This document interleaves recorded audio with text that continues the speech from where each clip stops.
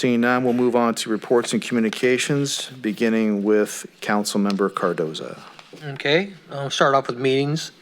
This meeting, I attended the Regional Housing Authority meeting, also attended our Sutter Community Affordable Housing.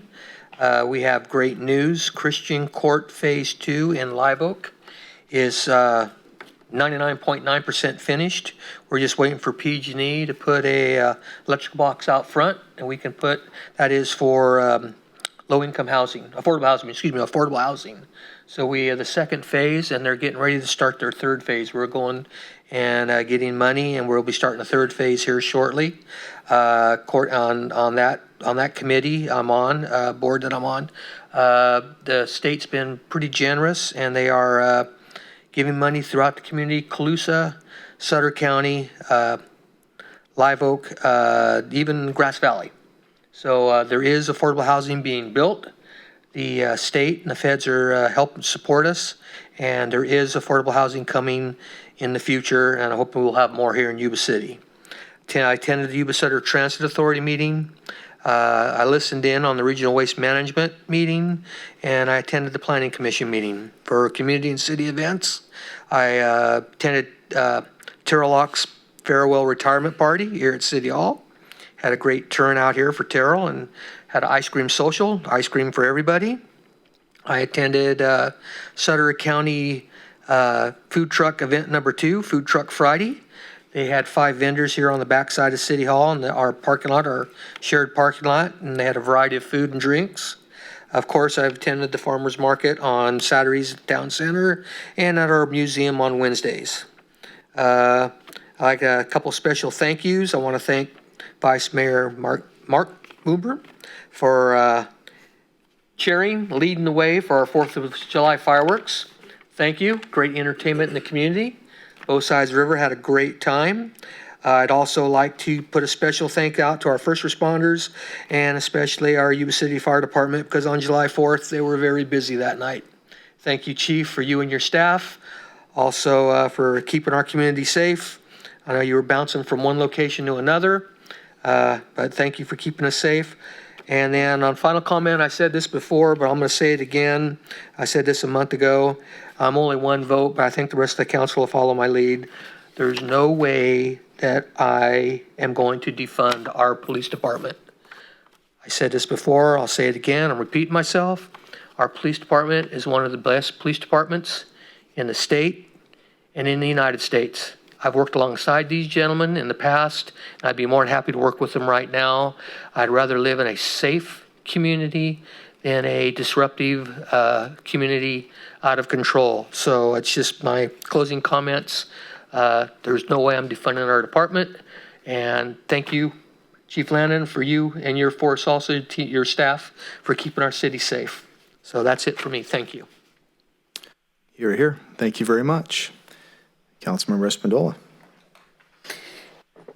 Thank you. I would like to begin by thanking Vice Mayor Baumgarten with the whole fireworks arrangement, part of your vision, and also working with, I believe, Brad Hudson in Marysville, and with the counties and some contributions in the community. Thank you for doing that. And the fireworks still tend to happen in our community, but we're doing our best. I just have a couple other items that the CAO from Sutter County, Steve Smith, mentioned, and it's all COVID related. I'm genuinely concerned about the numbers and how these cases are increasing, and the spread of COVID is within our city and it's within the community. So, and when I speak of the city, I'm talking about our city staff as well. So we are very concerned about the safety and the well-being of all community members.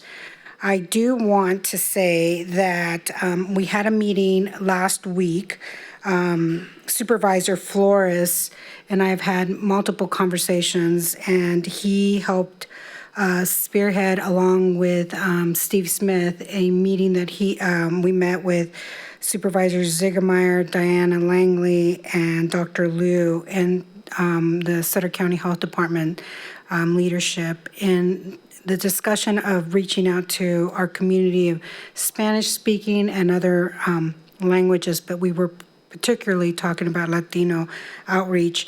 And quickly from there, we held another online meeting with another team of committees, and Dr. Rivelis has been on this committee longer than I have. Mayor Ricky Semayoa has been there, and Supervisor Flores and myself. I am in the side for the leadership on this. I'm the leadership side for Sutter County, and Dr. Rivelis is on the leadership side for Yuba County. And we met with Dr. Liu and their leaders from SCORE and their leader teams from YES, the two that they reported. We've had it in the last week and a half. I thought that was Shannon talking to us. A week and a half. Someone's brushing their teeth back there. Good health. Thank you. We've had multiple meetings, and part of that is we developed a video in Spanish that has been released. We've done some radio ads. We attended St. Isidore Church on Sunday, presented to both of their mass services to over 100 individuals. At each site, we gave out masks, hand sanitizers, information in Spanish, and then right before coming to the meeting, I did an interview for Univision in Spanish, letting them know about the work that we're doing here in Yuba City. And the big question was asked about, being on the governor's list as on the watch list. So the information is out there. I think that if we are wanting our community to be involved in helping us, we need to give them the information. And doing that interview, I think, ran at 6 and probably 11 o'clock tonight. But we're going to continue working. I have another meeting with the team tomorrow for additional plans, because part of the extended work is working with ag businesses, Sutter County Ag Commission, Farm Bureau, and other farm business owners, and extending into our outreach and education. And in addition to that is also educating our businesses how to support them in this ever-changing COVID-19. So thank you. Okay, thank you. Councilmember Shaw. Thank you, Mr. Mayor. I will keep mine pretty brief. Attended the Yuba City Transit Authority meeting, and then they're moving along through the COVID, adjusting their schedules and such. Nothing major to report there at this time. The RWMA met as well. The main focus of that is what we've discussed briefly before, is what's the RWMA going to look like a year from now. Because with the new regulations and how everything's got to be done, the next year is going to be looking at how to restructure the RWMA and the authority that it will have. Thanks to the Vice Mayor, we had the Bogue Stewart Master Plan for the tax sharing agreement. And for the first time in probably a year, we actually had something positive, I felt, that came out of it. The city went ahead and brought forward a proposal because I'll just sum it up. In my opinion, we were getting nowhere. So we brought them some ideas, and we're going to be meeting here in just another couple of weeks. And hopefully we can get that moving, because that'll be a key piece of the development for the south end of town. And I think it's a good idea that was brought forth by our consultants, and thank the county for meeting with us. And Vice Mayor, thanks for being that squeaky wheel as well. We gotta meet. So we got there. Attended the Arts Council, filled in for our mayor, and thanks for letting me fill in. That was fun. I will say kudos to the Arts Council. Out of all the organizations that been a part of, been affiliated with, really impressed how the small organization has figured out a way how to stand up completely virtual. and really impressed by that. And so, David, to you and the entire Arts Council, thank you. I enjoy attending those even as an alternate and a guest, so thank you. Back to the Vice Mayor. My opinion, 4th of July fireworks, the best ever. Of course, we only had 2, but these were the best ever.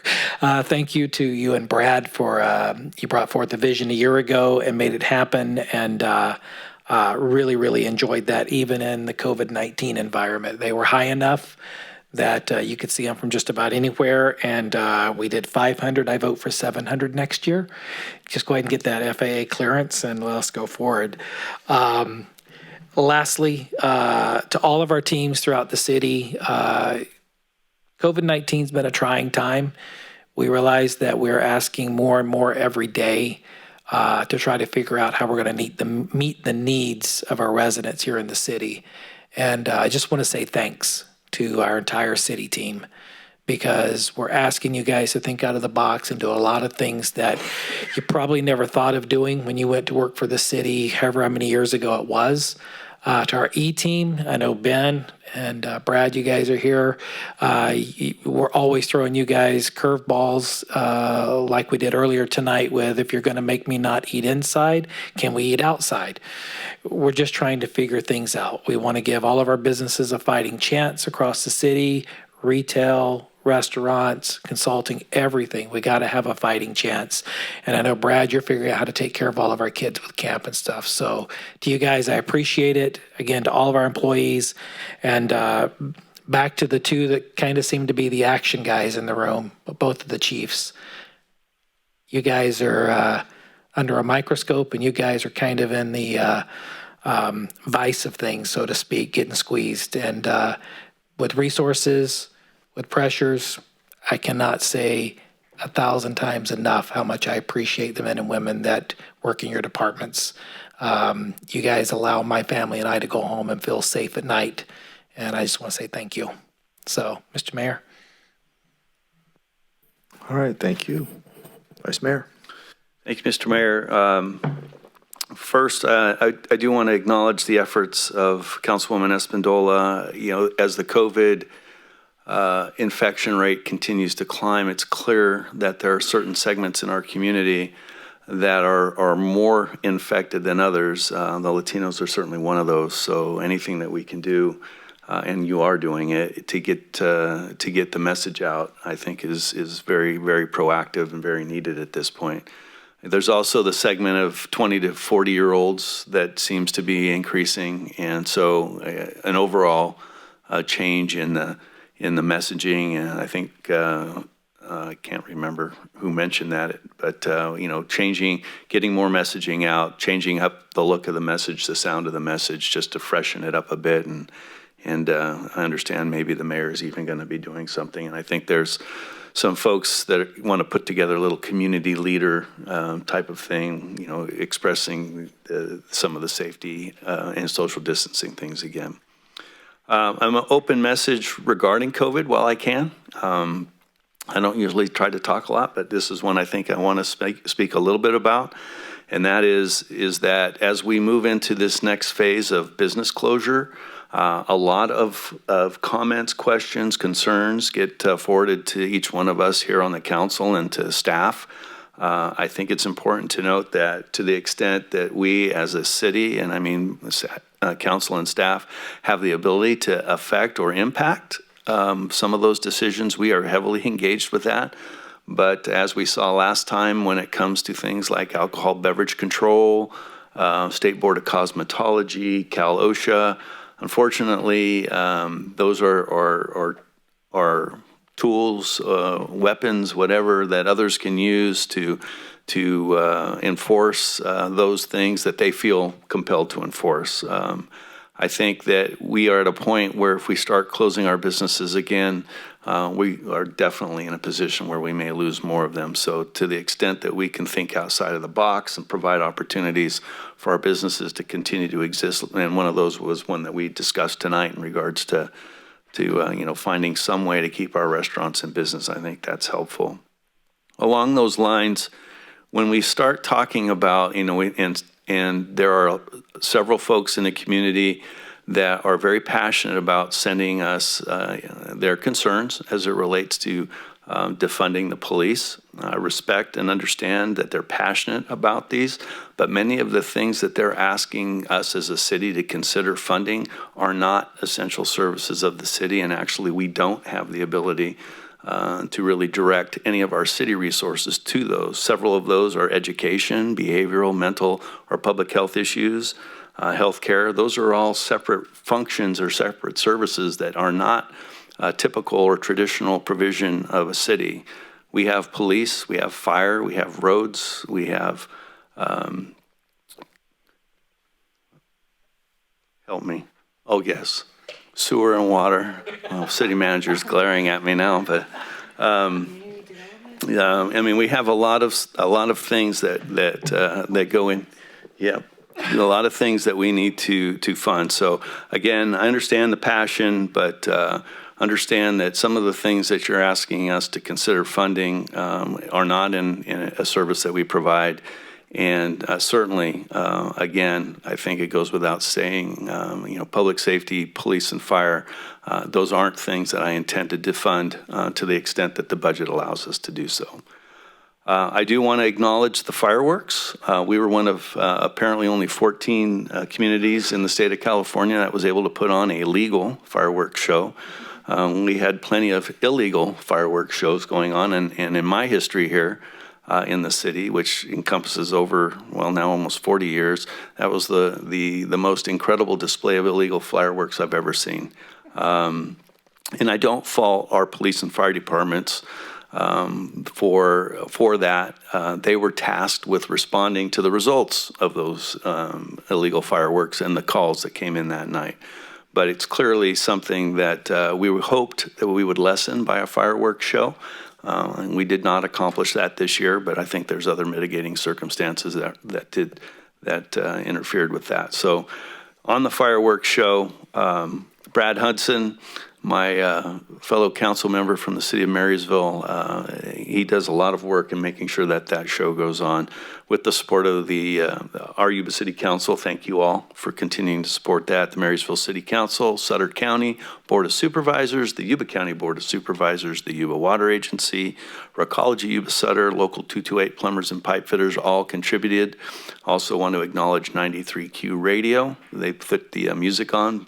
Fish is, a tremendous community supporter, and his group of folks. And then Wide Awake Geek, I believe the gentleman's name is Chuck Ferguson. I'm apologizing if I'm getting that wrong, but they streamed the fireworks show, as did Ted Langdell. So for those that couldn't get out, there was an opportunity to see it.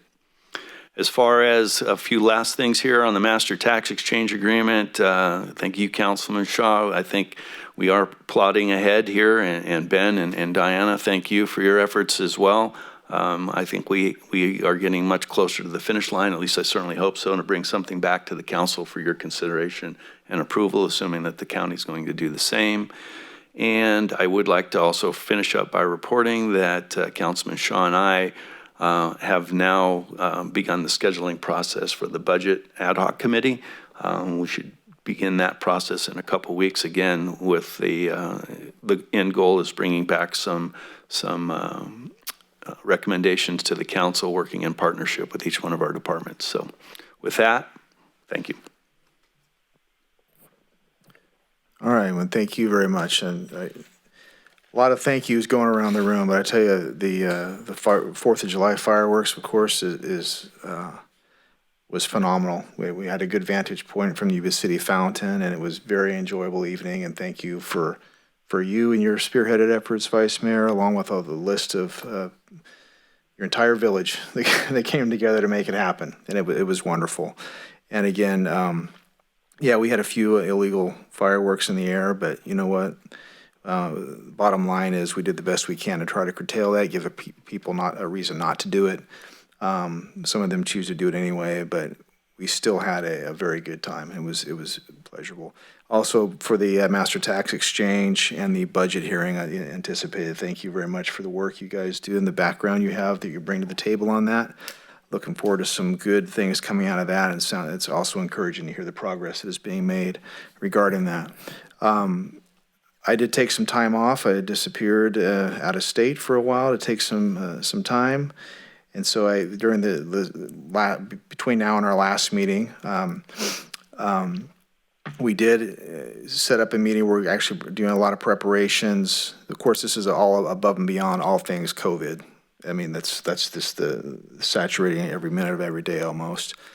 But we have a plan with SACOG folks and some folks from Rails to Trails out of Washington, D.C. For July 13th, building upon, or actually it's related to the $200,000 grant we received for a feasibility study to develop and improve and fund our bike path from Sutter, hopefully all the way into Yuba City and beyond, using the Union Pacific Railroad property. So that's going to be quite exciting. I've been looking forward to this phone call for a while, and I thank you to you and everybody that's working so hard to get us even to this point, particularly relating to getting the award, the $200,000 grant award, and it's wonderful. Did a great job on that. Continue work on SACOG regarding funding round formula. So we're trying to decide, we're going to get to a consensus when that vote comes up. I believe they've talked about that being in August or September. I attended a meeting at Bethel AME Church in Marysville. It was a very good meeting, very positive attitude, very open arms approach. Mayor Samayoa was there, as was the sheriff and police chief from Marysville. Basically just having a conversation. They invited me kind of at the last minute about things related to George Floyd and all the protests and whatnot for the communities and how we can come together as a unit to basically have discussions on how we can improve. We, as a community, and the approach some people are taking, some approach some people are not taking. I got a text while I was sitting here from the lady who was the organizer of that. So there's going to be continuing conversations, and I'll report back as well. And I just want to thank Dave for filling in for me while I was out of state at the Yuba City Arts. I'm happy to know you concur that it's a great organization. They do a great job, and they have been quite innovative as being virtual outreach to folks. So they are working very hard. Sometimes I don't understand how they can do so much, but they really do. They do quite a bit. And I'll close with just a thank you to staff. I mean, I could go down the whole list, but from you folks to Diana and all the way, everybody out there is working really hard. There's times of uncertainty and concern right now. We are doing the best we can with what we have to address it as efficiently as possible and responsibly as possible. Sometimes those decisions might not make a lot of sense, but that's why we have phones, and we'd be happy to talk to anybody if they have a question about what we're doing and why we're doing it. And like CIO Bendorf said, we learn every day, and you adjust and retool and move on and try to improve. And that's the mentality and what we are working on doing. We will get through it. It's not going to be easy. Reality is we'll likely get worse before it gets better. But I would just call on everybody to understand that this is not a political thing. This is a biological thing. The virus does not care how you vote, but the virus does want to get inside you and do you harm. And so we need to respect each other, respect ourselves by taking proper precautions in the proper place. And I think the guidelines are very well established. They've been communicated many times, but it doesn't hurt to continue to do so on our individual social media accounts or whatever platform is necessary. It's scary. I mean, we have people are literally in our community, our friends and neighbors are dying because of this. And we need to treat it like what it is and be responsible. So if we all do our part and move forward, we'll get through it. I think we're at the end of the meeting. It was a good meeting, I believe. And that being said, we will adjourn for the evening. Thank you very much. Unless you have, am I forgetting something? Yes, you are. I am forgetting something. I'm forgetting two of the most important things. Today we are closing in memory of two individuals whose lives were cut short, both of them through motorcycle accidents. Tonight I'm going to go ahead, it is an honor, but it's also an unfortunate honor to close in the memory of Mr. Logan Goulden, who is 23 years old, a resident of Marysville. He did tragically lose his life in a motorcycle accident. He leaving behind a father, his father Buddy, his mother Sherry, his sister Savannah. I know he had some connections to our community as well, and it's a very unfortunate situation for his passing at the young age of 23. Also going to close in memory of Mr. Michael Sanchez, who was 44 years old, employed as a Gold Sox photographer. He was a son of Paula and Mike Sr. Sanchez, who also tragically lost his life in a motorcycle accident. He was a victim of a hit and run over in Yuba County. He is survived by his daughter, Avon, his sister, Jennifer Sanchez Crawford, who is the wife of our firefighter, Drew Crawford, and Anita Sanchez, his stepmother, Patricia, and his stepsister, Lisa, and his stepbrother, Mark. Very sad and unfortunate times for those individuals and their families, and we humbly and respectfully close our meeting tonight in both of their memories and honor. Thank you.